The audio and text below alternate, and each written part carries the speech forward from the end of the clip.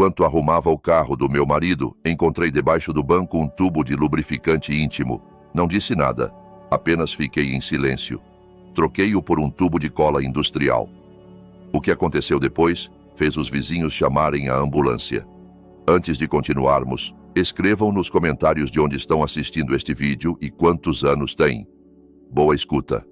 Sentei-me no carro do meu marido e no porta-luvas senti um tubo de gel íntimo. Não disse nada.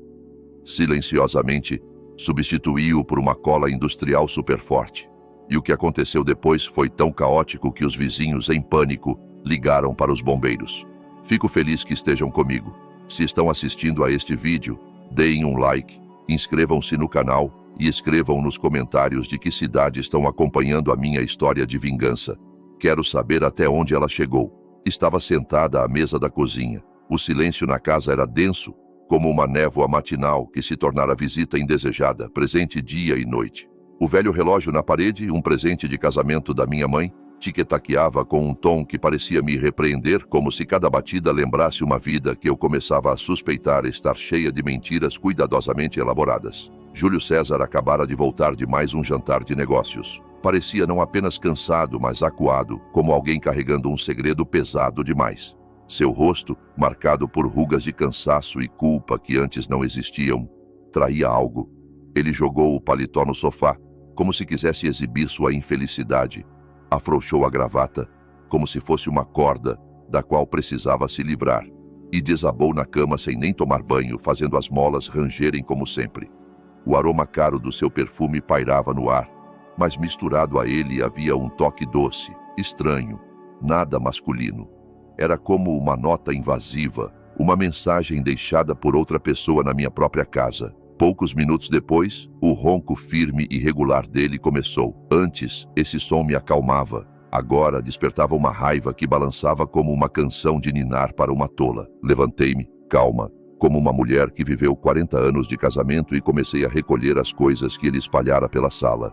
Paletó, carteira, celular, um laptop velho. A tela do celular ainda estava acesa.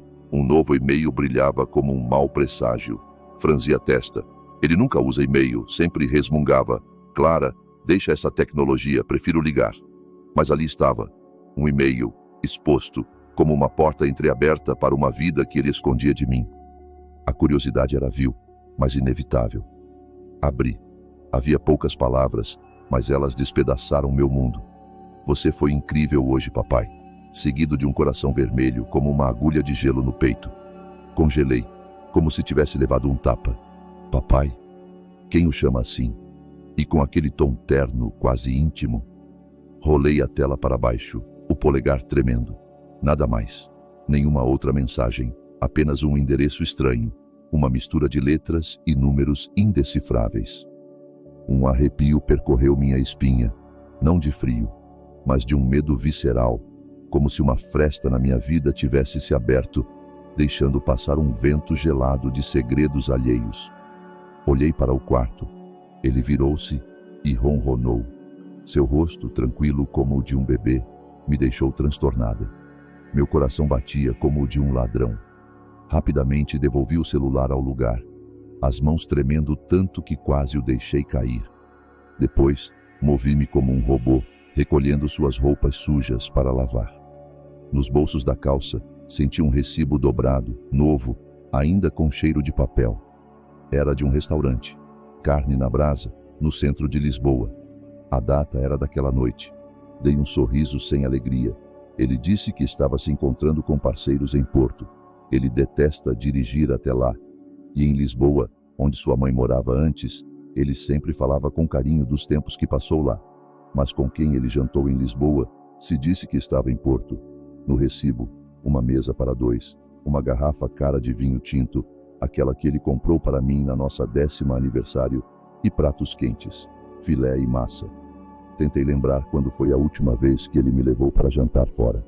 Acho que foi há 10 anos, quando abri minha primeira padaria. Lembro-me do prato iluminado pela vela, do seu sorriso orgulhoso, do brinde ao nosso futuro. Agora, essa memória cortava como uma faca. Até ela parecia uma mentira. Peguei meu celular e, em silêncio, fotografei o recibo e a tela com o e-mail. Não queria acreditar. Mas uma esposa de 40 anos tem um instinto afiado, como o de um animal velho, que não se engana. Algo estava acontecendo e eu precisava descobrir o quê. Minhas mãos tremiam, não só de raiva, mas daquela sensação de estar à beira de um abismo, prestes a ver minha vida desmoronar, tudo o que construí. Desci ao garagem. O jipe dele ainda estava quente. No interior, o cheiro de gasolina misturava-se àquele doce aroma, o mesmo das suas roupas. Acendi a lanterna e examinei o assento do motorista. Algumas moedas, uma garrafa vazia. Abri o porta-luvas do lado do passageiro e meus dedos tocaram um plástico liso. Puxei um tubo e meu coração deu um salto. Gel íntimo, usado, com marcas secas na tampa. Na escuridão do garagem, segurei aquele objeto como se fosse uma prova palpável de uma traição. Não éramos íntimos havia anos. Ele sempre dizia que estava cansado, que era a idade, que não era o momento. Então, para quem era aquilo? Devolvi tudo ao lugar, milímetro por milímetro. Limpei as mãos com um lenço, como se temesse que a traição pudesse grudar na pele. Continuei a busca, mais calma, mais atenta. Debaixo do banco traseiro, lenços amassados com o mesmo cheiro doce, alheio, nem masculino, nem meu. Um perfume suave de rosas. Um cheiro ousado, predador, como um grito de traição no silêncio do garagem. Fotografei tudo com o celular, o tubo, os lenços, como se quisesse capturar o aroma. Fechei o carro, subi para casa. O peso das evidências era maior que um saco de farinha que eu carregava nos ombros quando montei a padaria. Peguei o celular dele novamente. As conversas eram secas, chats de trabalho, um deserto. Nada de chamadas ou mensagens. Só aquele e-mail estranho. Rascunhos, vazios. Limpo demais, perfeito demais, suspeito, como se as pegadas tivessem sido varridas. Mestre da mentira, pensei. A raiva esfriou. Tornou-se uma pedra pesada no peito. E no lugar dela surgiu algo mais perigoso. A sede pela verdade. A necessidade de arrancar o véu, custasse o que custasse. Na manhã seguinte, quando a luz cinzenta atravessou as cortinas, eu já estava de pé, como um fantasma na minha própria casa. Na cabeça giravam o tubo, o recibo e aquele papai com o coração vermelho, rodando como um carrossel de fumaça venenosa. Fritei 2 ovos, aqueci torradas, servi um café preto forte como ele gosta. Quase não dormi. Ele desceu, amarrotado, cabelo despenteado, olhos turvos. Sentou-se, tomou um gole de café e deixou a caneca pela metade. Hoje tenho uma reunião importante, disse com a voz rouca, sem me olhar nos olhos como sempre. Vou ficar até tarde. Minha respiração parou de raiva, mas apenas assenti, suave, como sempre. Cuida-te. Ele se levantou, deu um tapinha no meu ombro, um gesto vazio, sem carinho, e saiu. A porta fechou e a cozinha ficou tão silenciosa que se ouviu o tic-tac do relógio. Lavei a louça, uma peça após a outra. O ritmo das tarefas me mantinha à tona.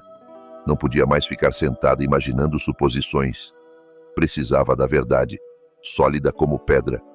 Encontrei o contato de Mariana Silva, que me ajudou muito quando abri a padaria. Certa vez ela disse: se Deus me livre e precisar, conheço um detetive particular confiável, muito discreto, chama-se Tiago. Na época, descartei a ideia, mas agora sabia que não havia outra saída. Liguei para ela, a voz tremendo, cada toque na linha batendo nos meus nervos. Ela fez uma pausa e perguntou: Clara, o que aconteceu? O Júlio fez algo? Suspirei sem querer abrir minha dor pelo telefone. Preciso da verdade. Podes ajudar? Mariana, mulher reservada, mas que entende tudo com meia palavra, concordou na hora. 1 hora depois, recebi uma mensagem de Tiago. Nos encontramos ao meio-dia num café pequeno no centro. Não se preocupe, vou ajudar. Ao meio-dia, eu já estava sentada perto da janela em mesas gastas, com o aroma de café moído na hora. Normalmente esse cheiro me acalma, mas hoje parecia estranho. Escolhi um canto onde ninguém me conhecia, queria ser uma sombra num lugar claro. Tiago entrou, baixo, robusto, com uma camisa azul clara e olhos pensativos que pareciam enxergar além do necessário. Entreguei-lhe uma pendrive com as fotos que tirei à noite. O e-mail, o recibo, o tubo, os lenços. É tudo o que tenho, disse com a voz trêmula. Acho que ele está me traindo. As palavras eram amargas, como açúcar queimado. Ele assentiu, Folheou as fotos calmamente, fazendo anotações curtas num bloco. Entendido, Clara Maria. Vou começar a vigilância hoje à tarde. Aguente firme. Avisarei assim que tiver algo concreto. Assenti, segurando as lágrimas que subiam. Quero saber a verdade. Qualquer que seja, ele me olhou com humanidade, sem palavras desnecessárias. Farei o possível. Vá para casa e não faça nenhum movimento que possa alertá-lo. Saí do café e caminhei pela multidão como se andasse sobre a água. As pessoas passavam, conversavam, riam, viviam, e eu seguia sozinha, sentindo, pela primeira vez em 40 anos de casamento, que não era mais esposa, nem dona da casa, mas uma mulher cujo chão desmoronava sob os pés. Naquela noite o telefone vibrou. Uma mensagem de Tiago.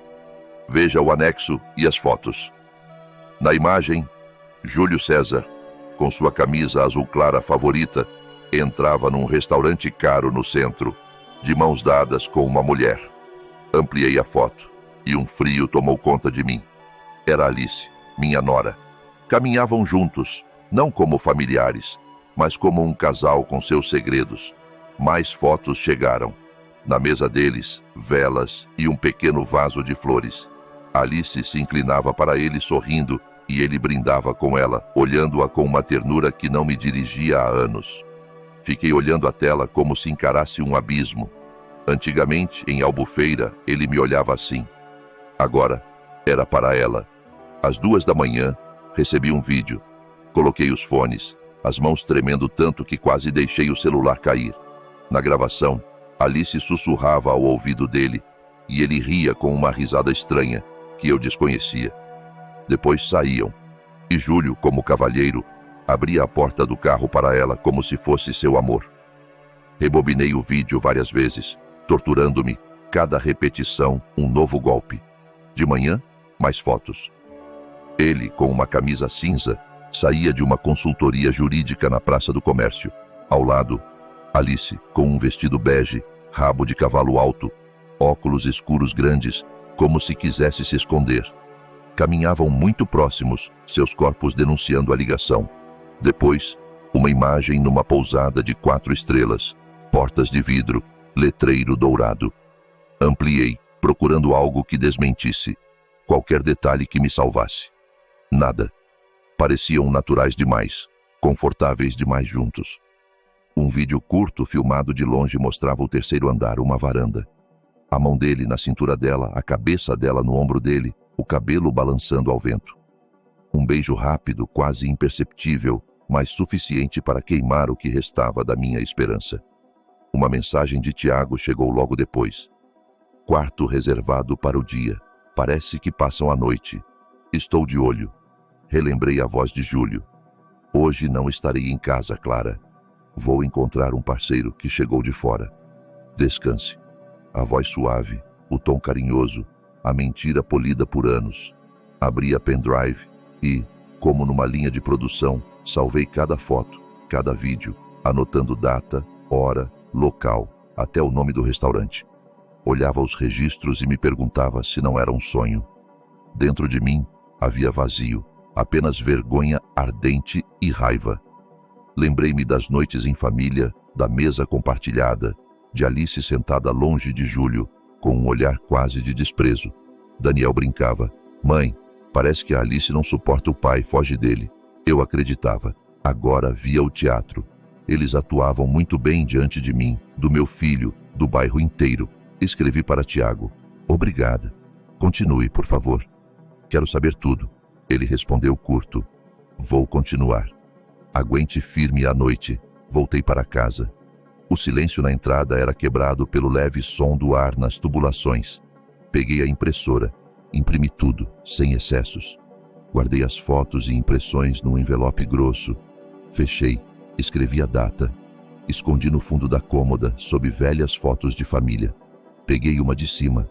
Nós 4 no aniversário de Daniel. Alice abraçava meu filho. Júlio estava ao meu lado, a mão no meu ombro, o rosto satisfeito, tranquilo. Apertei a foto com tanta força que a moldura rangeu. Quis rasgá-la, mas apenas guardei de volta. Tudo a seu tempo. Antes do amanhecer, a fechadura da porta estalou suavemente. Ele voltou. Entrou em silêncio, com cheiro de álcool e uma reclamação cansada na voz. O parceiro foi difícil, Clara. Tive que beber muito, estou acabado. Eu estava na cozinha com um copo d'água, observando-o interpretar seu papel até o fim, como se estivesse esfregando sal numa ferida aberta. Descansa, disse com a voz firme. Amanhã tem trabalho. Ele assentiu, passou por mim, deu outro tapinha no ombro, um gesto vazio como uma caixa sem nada dentro, e desabou na cama. Em minutos roncava, como se nada no mundo tivesse acontecido. O celular vibrou quando confirmei que ele dormia profundamente. Era Tiago, falando baixo, como se alguém pudesse ouvi-lo. Clara, Maria. Gravei uma conversa deles no estacionamento da pousada. Equipamento especial. Envio o arquivo. Agradeci e esperei. O arquivo chegou. Coloquei os fones. Sentei-me à mesa, fixei o olhar no padrão da toalha para não tremer. Primeiro, a voz de Alice. Fria, objetiva, estranha. Papai, vamos resolver logo esses papéis. Quero toda a rede de lojas. Quero essa velha fora da casa.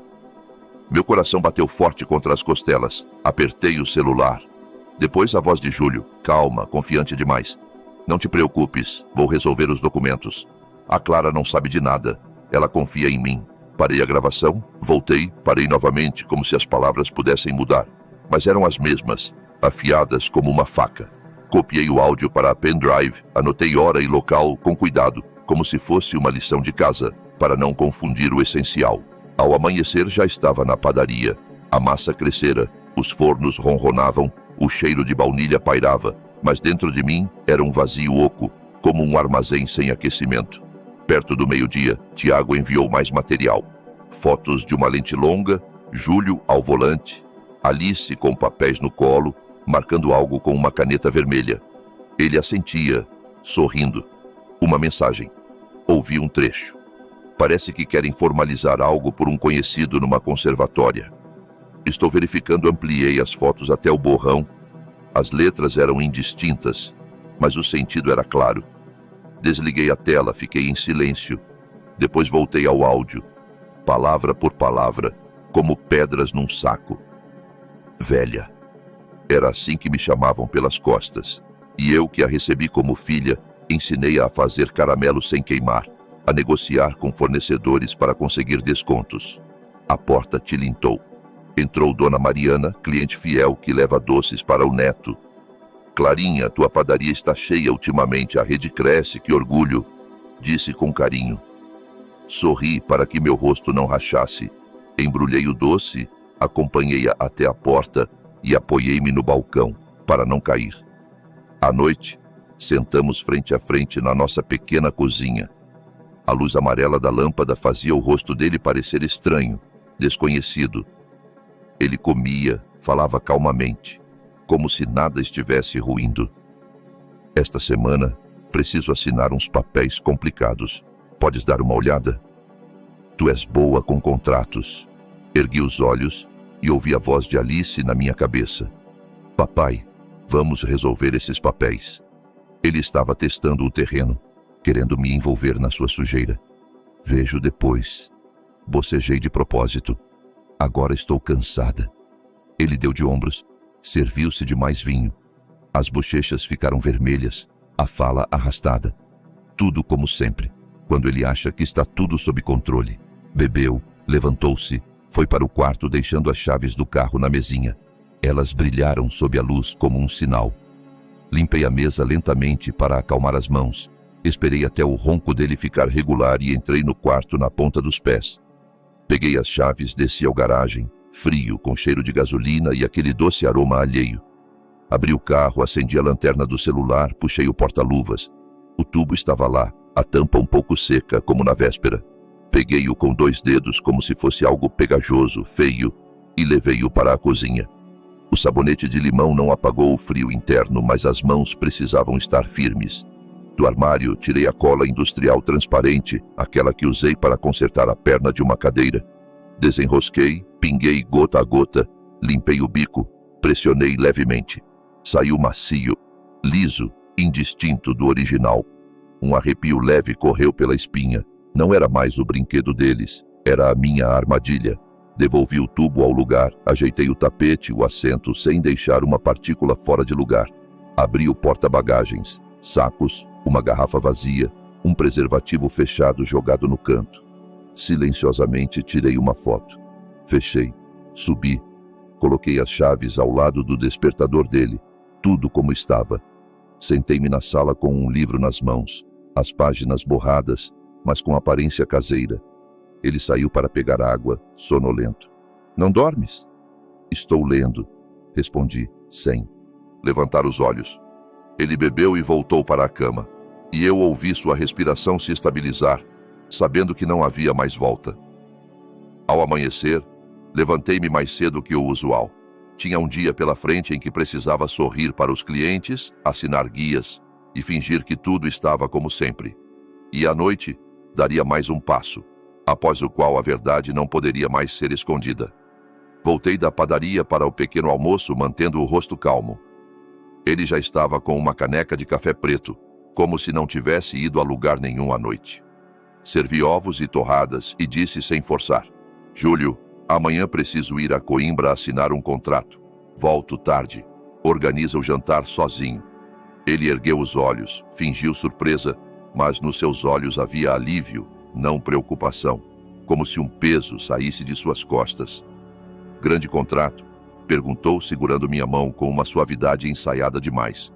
Vai lá, eu organizo tudo. Assenti. Ligo se me atrasar.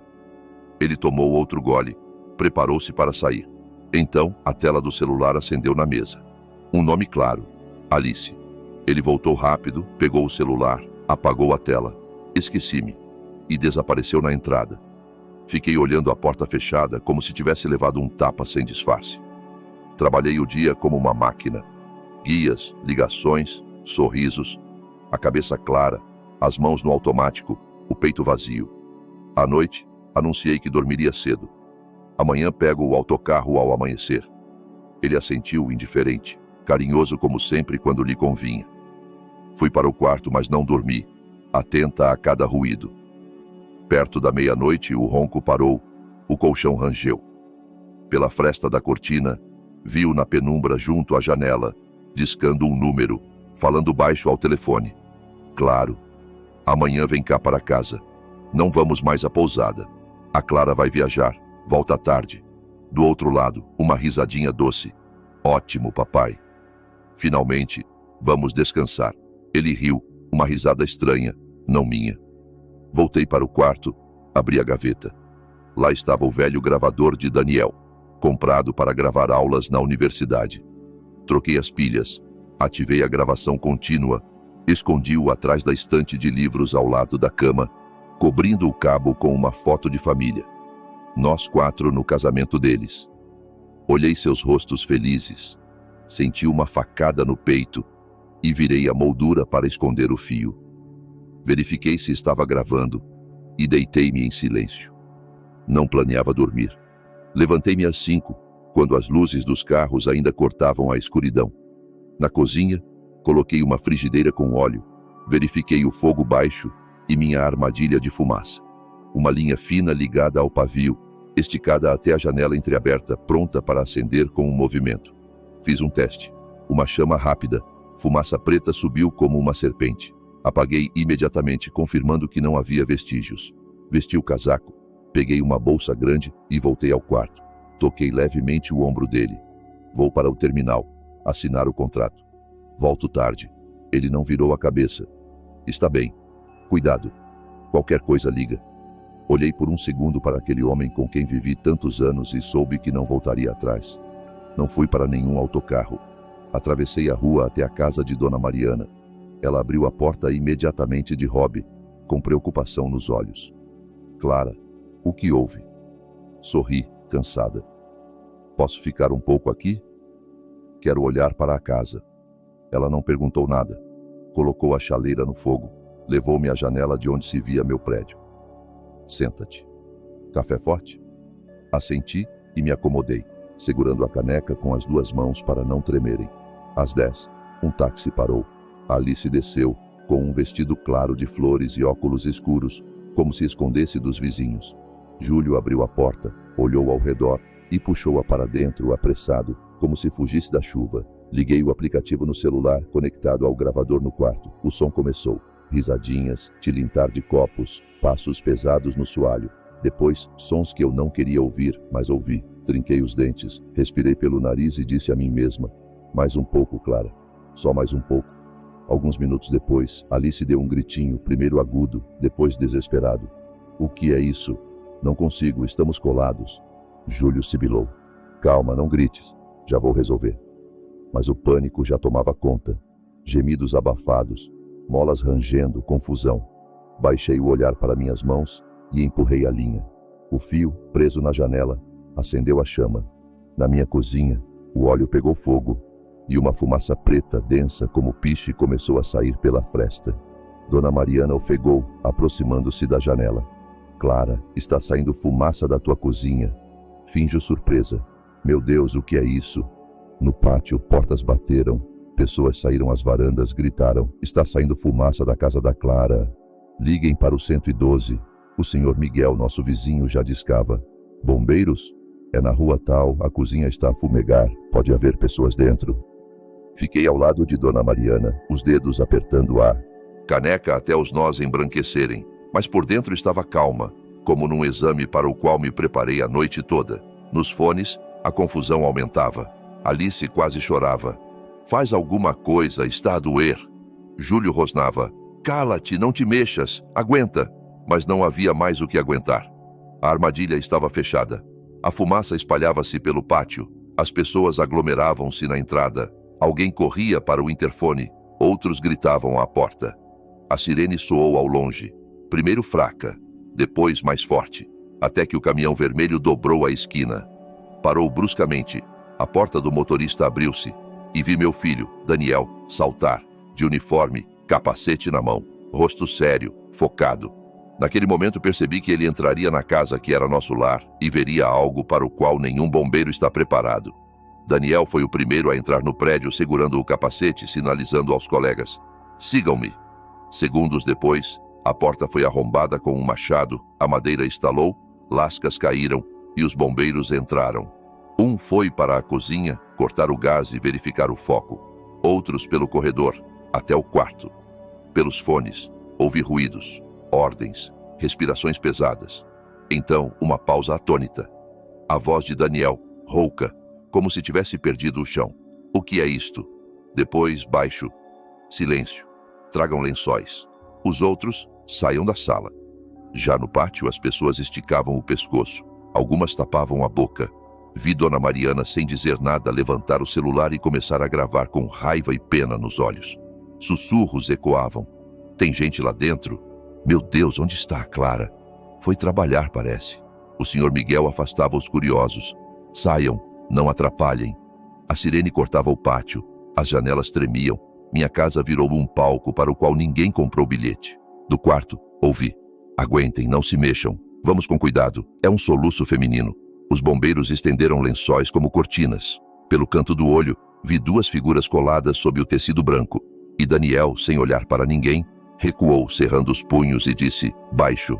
Para os macas, rápido, ninguém filma. Mas já era tarde, alguém não baixou o celular. O fogo na cozinha foi apagado em minutos. O óleo foi contido, a exaustão desligada, a janela escancarada e a fumaça preta dissipou-se numa faixa cinza no céu. Embaixo, cobertos por lençóis, eles foram levados para a ambulância. Alice gemia, quase chorando. Façam alguma coisa, está a doer. Júlio sussurrava, não olhem. Mas o bairro inteiro via.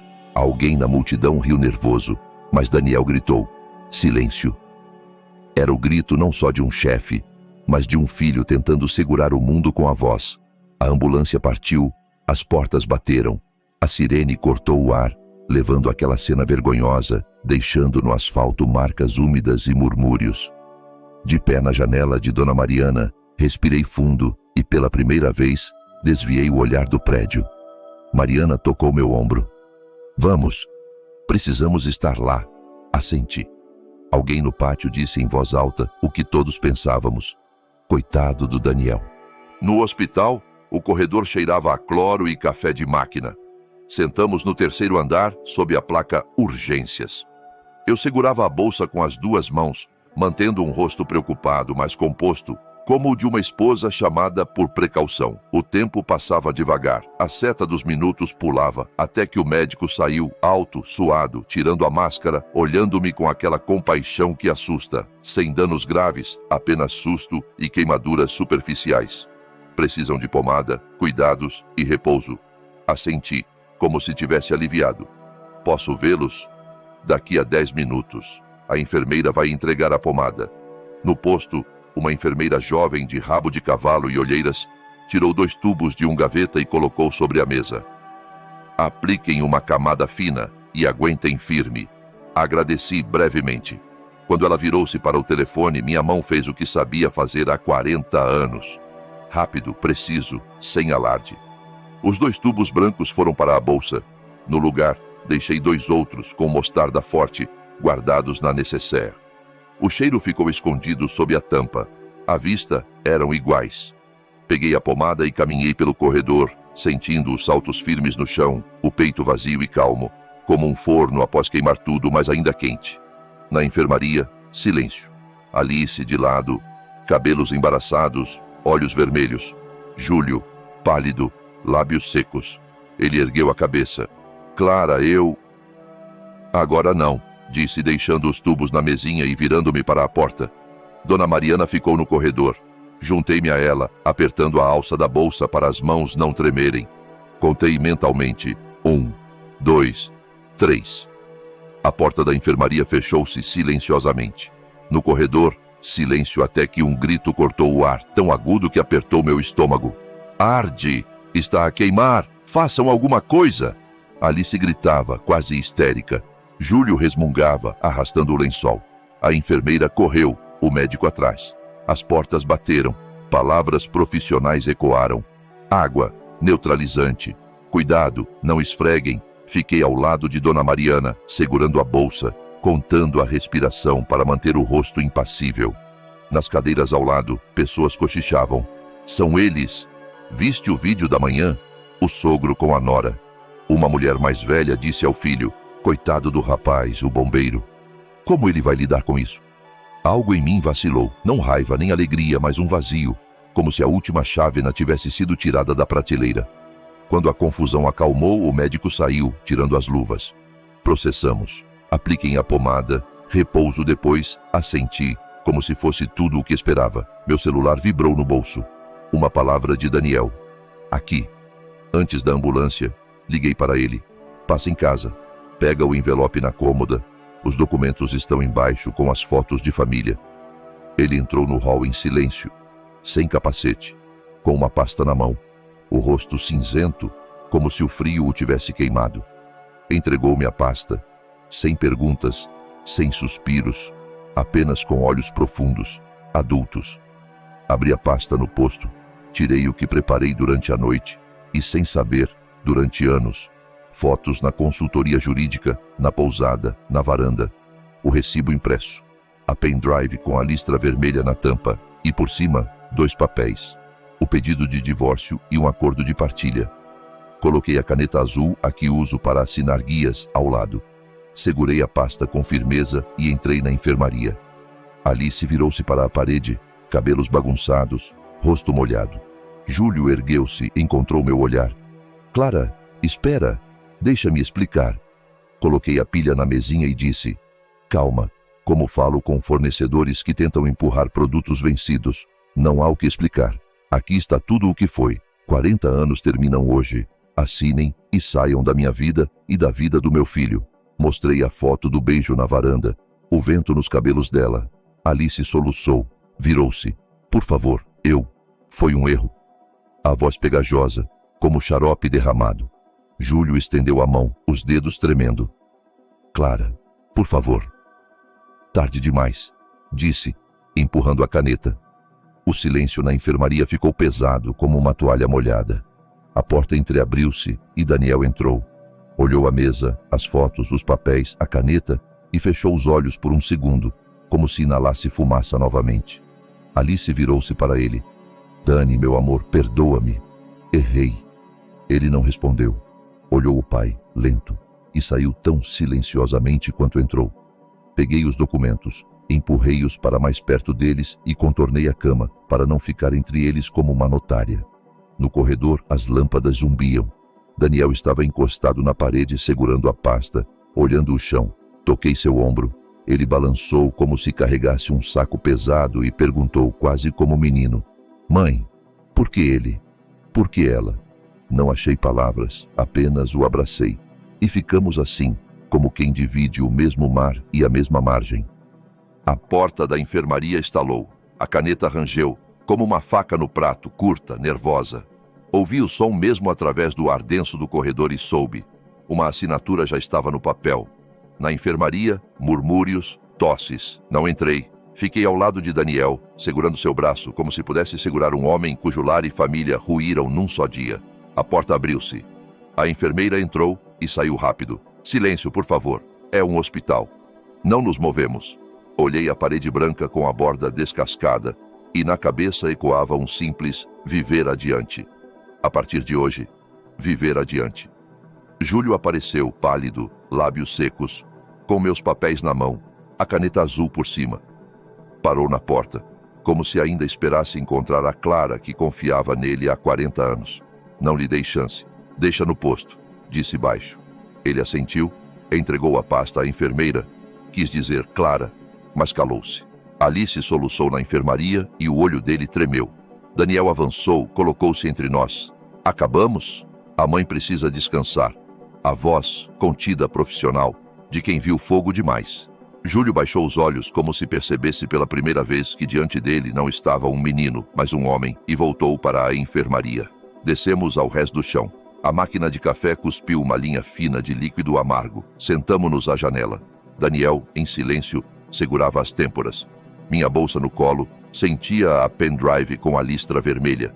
O celular vibrava com mensagens no grupo do bairro. O vídeo de Dona Mariana já circulava. Alguém o partilhou por escolas, trabalhos, amigos. Frases curtas. "É verdade?"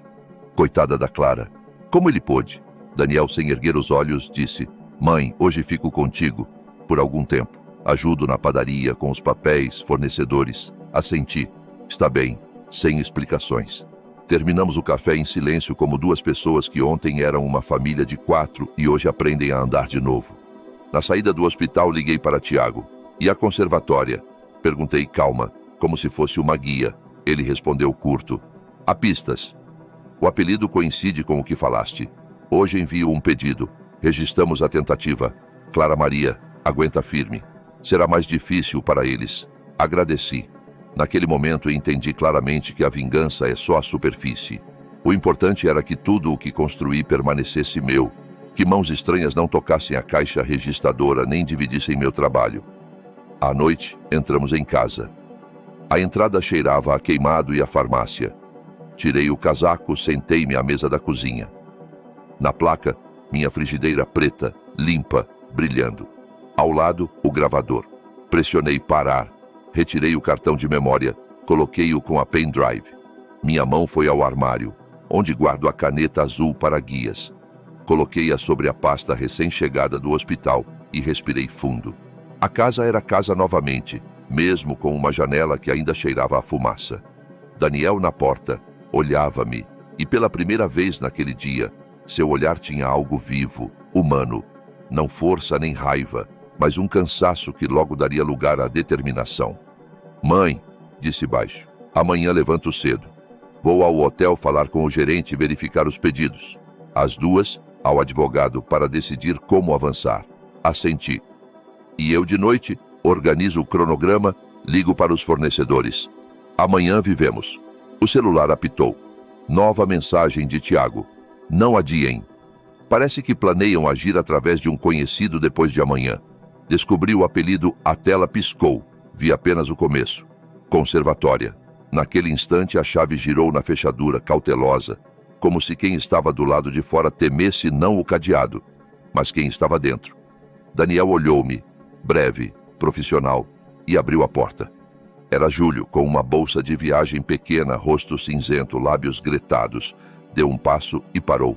Atrás de mim, a cozinha, a pasta na mesa, a caneta azul, o gravador, a pendrive com a listra vermelha. "Vim buscar as coisas", disse, sem erguer os olhos, e deixo as chaves. Leva só o que é teu, respondi, calma. Documentos, roupas, o resto, pelo advogado. Amanhã trocamos a fechadura. Ele assentiu, foi ao quarto, mexeu nas gavetas com cuidado para não fazer barulho. Voltou com a bolsa e as chaves. Colocou-as na mesinha da entrada e de repente ergueu os olhos pedindo não perdão, mas uma trégua. Não respondi. Ele virou-se para Daniel, quis dizer algo, mas meu filho apenas balançou a cabeça e Júlio saiu, sem bater a porta. De noite terminei a lista de fornecimentos, organizei o cronograma, verifiquei as contas. De manhã fomos ao advogado, apresentamos o pedido de divórcio, anexamos fotos, impressões, áudio. O advogado, sem gestos, disse secamente: pediremos medidas cautelares, proibição de qualquer ação com teu patrimônio e empresa até a decisão do tribunal. Depois, Tiago escreveu. Sobre a conservatória, o pedido foi enviado. Bloqueamos a tentativa de transferência, agradeci, e pela primeira vez em dias, respirei sem sentir uma pontada no peito. Os dias voltaram ao normal. Na padaria, o sino tocava, o ar cheirava a amido e baunilha. As pessoas entravam com cuidado, como se temessem me magoar com o olhar. Depois sorriam de verdade. Força, Clara Maria, estamos contigo. Alguns deixavam gorjetas, outros traziam um vaso com flores. Dona Mariana, sem perguntas, lavava bandejas e punha a chaleira no fogo. O hotel da cidade ligou.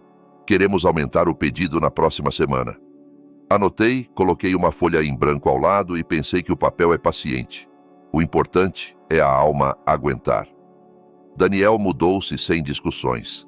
Trouxe um cobertor, algumas camisas e um olhar triste. De manhã, ia para o quartel. À noite, entregava guias, ouvia-me pela metade, mas estava lá, e isso bastava.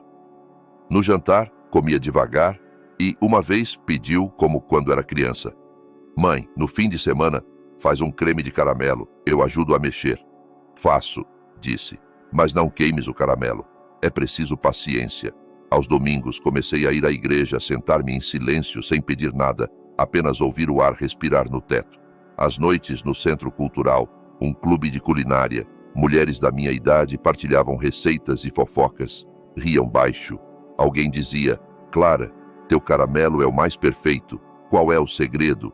Eu sorria. Simples. Não largar e não ter pressa.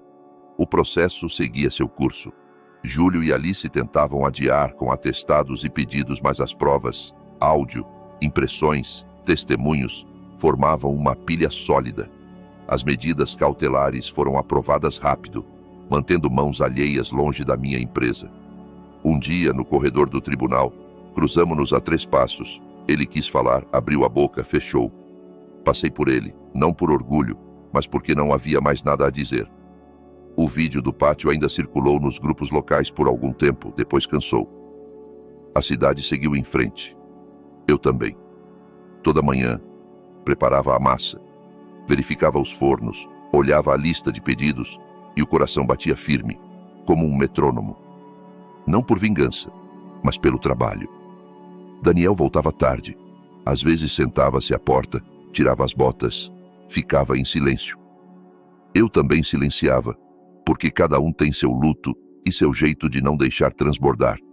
Uma noite, ele chegou com um saco de maçãs, tirou o casaco e disse, como se não fosse nada, Mãe, vou ficar contigo por mais tempo. Aqui sinto paz. Assenti. Fica. A casa é grande, o forno é trabalho não falta. Ele olhou pela janela, onde o candeeiro acendia, e sorriu, pela primeira vez em muito tempo, sem esforço. O divórcio foi aprovado sem dramas. Papel, carimbo, frases secas. Saí à rua. Novembro era claro, frio, o ar como vidro. Comprei 2 chás em copos de papel numa banca. Levei um para Dona Mariana. Sentamo-nos na cozinha, ouvindo o samovar borbulhar suavemente. Pronto, acabou, disse ela. Sim, respondi. Acabou. Não era uma vitória, era um ponto final, após o qual começava uma frase comum. A moral da minha história é simples, como fermento. Proteja o que é seu. E as fronteiras também são suas. Ninguém Nem o mais próximo tem direito de atravessá-las com botas sujas. Você pode carregar sacos de farinha por 40 anos e ainda assim, um dia terá que dizer, daqui para frente sem mim, e seguir sozinha. Desde então, minha vida ficou mais quieta. Na padaria, o sino toca mais alto. Em casa, o ar é mais limpo. Às noites, eu e Daniel cortamos maçãs, discutimos sobre canela e baunilha. Às vezes calamos e isso também é uma conversa. Aos domingos, pego a forma para o creme de caramelo, aqueço o açúcar até o âmbar perfeito e percebo que minhas mãos não tremem mais. Não é um conto de fadas nem um triunfo. É só um novo capítulo, onde sou novamente dona da minha cozinha e da minha vida. A solidão, se existe, não é vazio, mas ordem. Tudo está no seu lugar. A porta fecha-se por dentro com a chave, e do lado de fora, o sino toca. As pessoas entram pelo pão. E isso basta para viver. Obrigada por ouvirem esta história até o fim. Escrevam nos comentários quantos anos têm e de onde são. Queremos saber quem nos acompanha. Deem um like e inscrevam-se no canal. Temos mais histórias reais pela frente.